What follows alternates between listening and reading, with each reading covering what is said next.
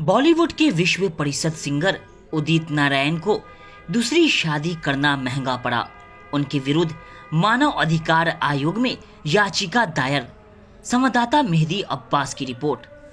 बॉलीवुड के प्रसिद्ध playback singer Udit Narayan के विरुद्ध बिहार राज्य मानव अधिकार आयोग व राष्ट्रीय मानव अधिकार आयोग के समक्ष दो अलग अलग याचिका दाखिल की गई है। पहला नशा और पापा कहते हैं बड़ा नाम करेगा जैसे सुपरहिट गानों को आवाज दे चुके उदित नारायण झा की पहली शादी बिहार में रंजना झा से हुई थी। उन दिनों उनका इतना बड़ा क्रेज नहीं था।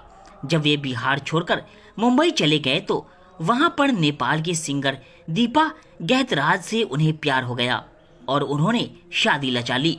उदित नारायण की पहली शादी वर्ष 1984 में रंजना झा से हुई थी। उदित नारायण की पहली पत्नी रंजना नारायण झा अपने पति के साथ रहना चाहती हैं तथा उम्र व स्वास्थ्य को ध्यान में रखते हुए रंजना झा का पति के साथ रहना जरूरी भी है। रंजना झा पत्नी का दर्जा प्राप्त करने एवं अपने अधिकारों के लिए वर्षों से संघर्ष कर रही हैं। ऐसे में इस मामले में अब एक नया मोड़ आ गया है।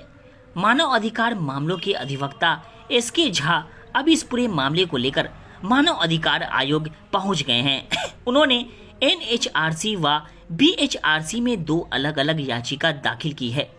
मानव अधिकार अधिवक्ता एसके झा ने बताया कि भारतीय संविधान के अनुसार दूसरी शादी पहली पत्नी को बिना तलाक दिए करना गैर कानूनी है तथा हिंदू विवाह अधिनियम के अनुसार ऐसी स्थिति में उनकी दूसरी शादी को शून्य शादी और गैर कानूनी माना जाना चाहिए।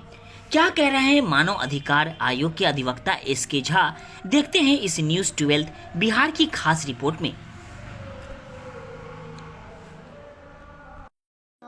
जी, मामला यह है कि बॉलीवुड के पार्श्व गायक श्री उदित नारायण झा, जो कि 1984 में बिहार के श्रीमती रंजना झा से उन्होंने मैरिज किया और उसके बाद में ये मुंबई चले गए और मुंबई जाने के बाद में वे एक नेपाली सिंगर दीपा नामक एक सिंगर से उन्होंने सेकेंड मैरिज किया और बहुत दिनों तक इस बात को उन्होंने गौण रखा कि उनकी फर्स्ट मैरिज के बारे में।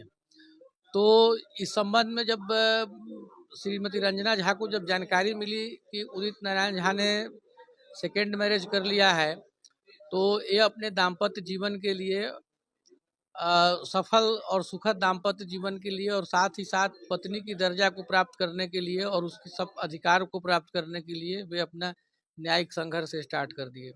लेकिन उदित नारायण के जैसे इतने बड़े सेलिब्रिटी जो कानून का खुलेआम उल्लंघन कर रहे हैं और कानून का बात नहीं मानते हैं, जबकि प्रावधान है हिंदू अधिनियम में, यह प्रावधान है कि जब तक डाइवोर्स क्लियर नहीं होता है लड़का का या लड़की का, दोनों परिस्थिति में डाइवोर्स जब तक कंप्लीट नहीं होगा तब तक सेकेंड मैरिज बिल्कुल ही अवैध है, बिल्कुल ही गैर कानूनी है। तो इस आशय से संबंधित हमने श्रीमती रंजना झा के संघर्ष को हम लोगों ने देखते हुए नेशनल ह्यूमन राइट्स कमीशन और Bihar state human rights commission में दो अलग अलग हमने पिटीशन फाइल किया है और इस पिटीशन के माध्यम से हमने यह मांग किया है कि जो पीड़ित महिला है उनको न्याय मिले और उदित नारायण पर कार्रवाई हो, इसलिए कि कानून के सामने में सभी लोग बराबर हैं और लाख ही बहुत बड़े वह सेलिब्रिटी हैं, लेकिन उन्होंने गलत कदम उठाया और उन्होंने समाज को गलत मैसेज दिया। इसका विरोध होना बहुत ज़रूरी है। बहुत लोग उनका विरोध नहीं करें या करें वो अलग मैटर है, लेकिन इसका विरोध होना बहुत ज़रूरी है क्योंकि कानून का वे पालन नहीं किए तो एक सामान्य आदमी पर उसका इफेक्ट क्या पड़ेगा। तो मेरा यही कहना है कि जो इनका जो सेकेंड मैरिज जो इन्होंने किया वह बिल्कुल इलीगल है, वह अवैध घोषित हो और वह शून्य मैरिज हो और जो पहला जो इनका मैरिज है वह कंटिन्यू रहे और उस महिला को उसका अधिकार मिले और उनको पत्नी का दर्जा मिले और उदित नारायण पर जो कार्रवाई होनी चाहिए वह कठोर से कठोर कार्रवाई होनी चाहिए और उस पर ज़्यादा होना चाहिए, इसलिए कि उन पर समाज का बहुत बड़ा जिम्मेवारी है। और वो सब आदमी इस तरह का काम होता है तो उसको कठोर कार्रवाई होना चाहिए उस पर। एस के झा, मानवाधिकार अधिवक्ता, सिविल कोर्ट, मुजफ्फरपुर।